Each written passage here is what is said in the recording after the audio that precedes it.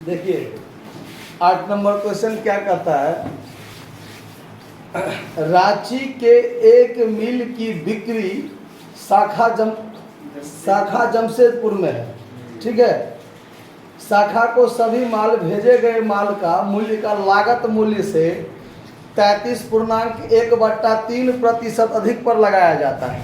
मतलब जैसे पिछले सवाल में 25% अधिक किए थे ना, इसमें 33.1/3% अधिक लगाया जाता है। शाखा द्वारा भेजे गए प्राप्त सभी रोकड़ प्रधान कार्यालय के खाते में प्रतिदिन जमा की जाती है। शाखा में बहुत कम उधार बिक्री होता है। ठीक है, उसके बाद निम्न सूचना से शाखा का खाता तैयार कीजिए, शाखा खाता, और शाखा का वास्तविक लाभ बताइए।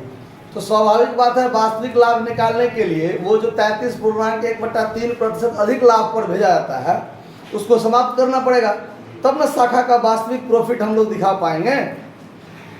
अब देखिए, ओपनिंग स्टॉक दिया हुआ है, शाखा को भेजा गया माल वापसी काट कर भी दिया हुआ है 40,000, ओपनिंग डेटर दिया हुआ है, प्रधान कार्यालय के खाते में जमा रोकड़ दिया हुआ है, प्रधान कार्यालय द्वारा किए गए खर्च में किराया कर का दिया हुआ है और वेतन मजदूरी का दिया हुआ है ना, और क्लोजिंग डेटर है और क्लोजिंग स्टॉक है। टोटल बात क्लियर है।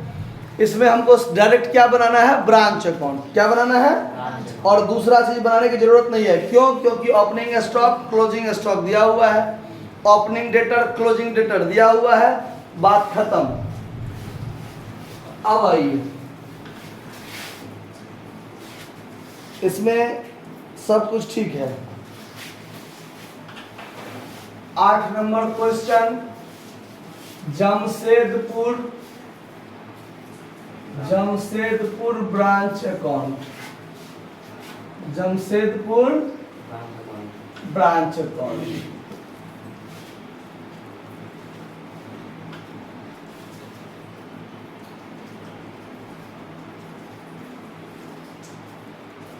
लिख दीजिए for the year in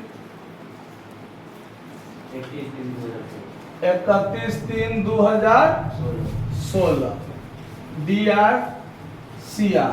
particular amount आप लोग खुद लिख लीजिएगा। ठीक है, टू ओपनिंग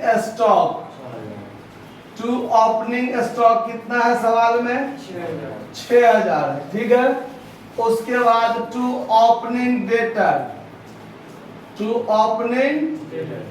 डेटर कितना है, 7,500। 750 है, चलिए 750। ठीक है, उसके बाद to goods supplied to branch में है आपका 40,000। ठीक है, प्रॉफिट जो रिजर्व में समाप्त करना है वो इस दोनों आइटम में डेबिट साइड में, क्योंकि लागत में लाभ जोड़कर भेजा जाता है, माल भेजा जाता है ना, तो लाभ किस में शामिल होगा, माल में शामिल होगा, दूसरे किसी भी आइटम में शामिल नहीं होगा। चलिए, उसके बाद ये ओपनिंग स्टॉक का ओपनिंग रिजर्व इधर समाप्त कर लेते हैं। पहले हम लोग ओपनिंग स्टॉक रिजर्व देखिए, अगर मान लीजिए कल पिछले सवाल में हम बताए थे कि 25% रहता है तो 25/125 करते थे, तो 1/5 हिस्सा हम लोग समाप्त करते थे। वैसे ही यदि 33.1/3% हो, 33.1/3% हो तो 1/4 हिस्सा समाप्त करेंगे बीजक मूल्य में से। कितना समाप्त करेंगे, ये बात ध्यान रखिएगा। तो ये जो 6,000 है, तो 6,000 का 1/4 हिस्सा क्या करेंगे, समाप्त करेंगे प्रॉफिट रिजर्व के रूप में। कितना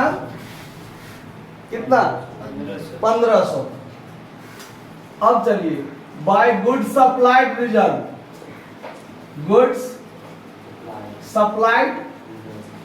रिजर्व कितना होगा, ये भी 1/4 हिस्सा था। 40,000 का 1/4 हिस्सा कितना हो जाएगा, 10,000। ठीक, अब देखिए अब आगे इधर क्या आएगा, इधर खर्चा आप दे देते हैं आप, to cash account expense. Head office ने जो खर्च किया है वो रेंट एंड रेट्स कितना है, 1600 रुपया खर्च किया है, 1600। उसके बाद wages and salary, wages and salary कितना, 2400। तो ये टोटल कितना हो गया, 4000। अब इसके बाद चलिए, अब हो गया प्रधान कार्यालय से रोकड़ कितना जमा किया, 62,000। तो यहां पर लिखते हैं बाय कैश अकाउंट रिमिटेंसेस कितना, 62,000 जमा कर दिया टोटल।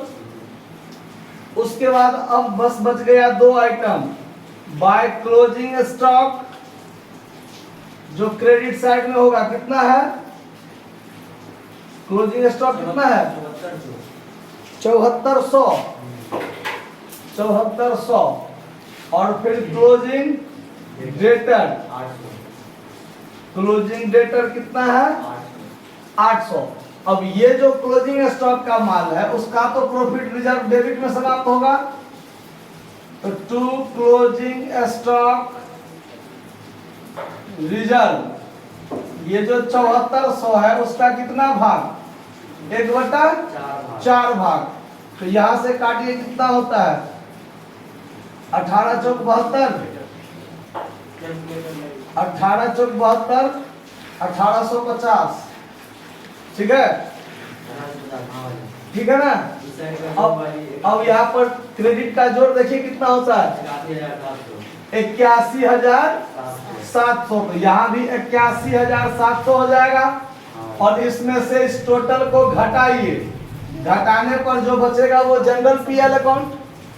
तो यहाँ पर to general PL account profit के रूप में घटाकर देखिए कितना होता है, कितना, 29,100 है आंसर, 29,000 आंसर है, 29,100।